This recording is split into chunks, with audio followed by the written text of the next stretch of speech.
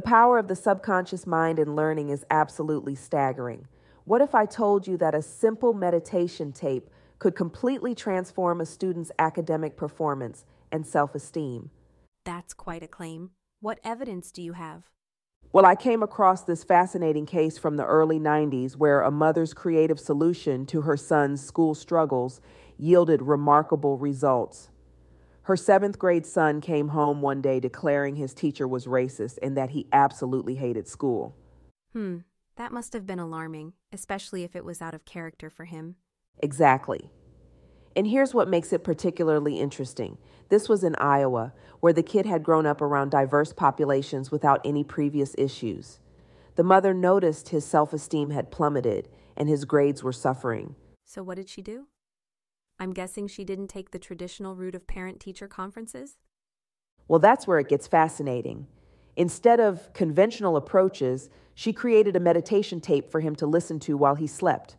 We're talking old school technology here, a boombox and background music. Oh, wow.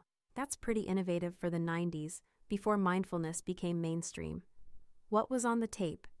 It was a 30-minute recording that started with guided breathing exercises, then moved into step-by-step relaxation, followed by specific affirmations and visualizations. She essentially created what neuroscience now confirms, a way to program the subconscious mind during sleep. And did it actually work? That's the amazing part.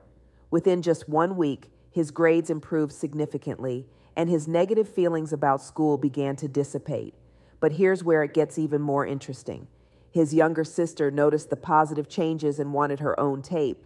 Well, that's quite an endorsement when siblings actually want to copy each other. Did it help her too? You know what's fascinating?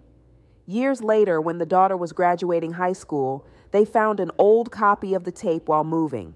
She told her mom that she had unconsciously followed everything outlined in that recording throughout her entire academic career.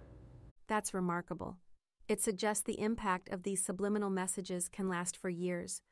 Do we know what specific affirmations were included?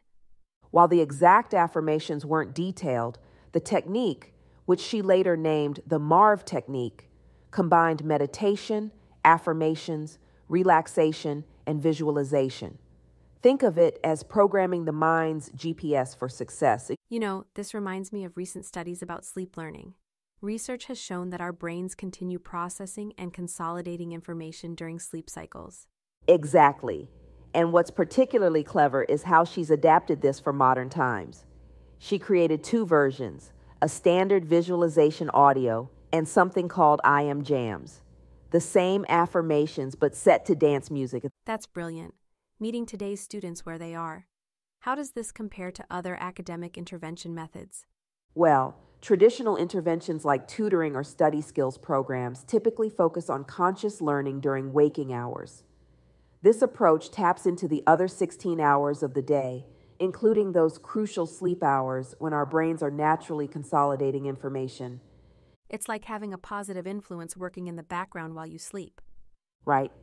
And what's particularly powerful is that it addresses both the emotional and academic aspects of learning. It's not just about improving test scores. It's about building confidence and resilience. Do you think this could be especially helpful for students dealing with test anxiety or learning challenges? Absolutely.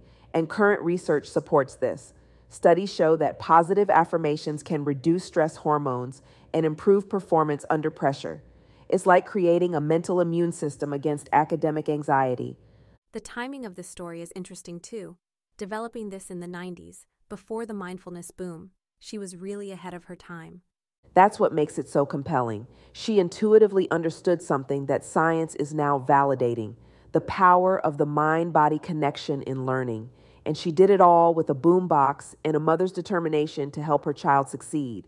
It really shows how sometimes the most effective solutions come from a place of genuine care and creativity.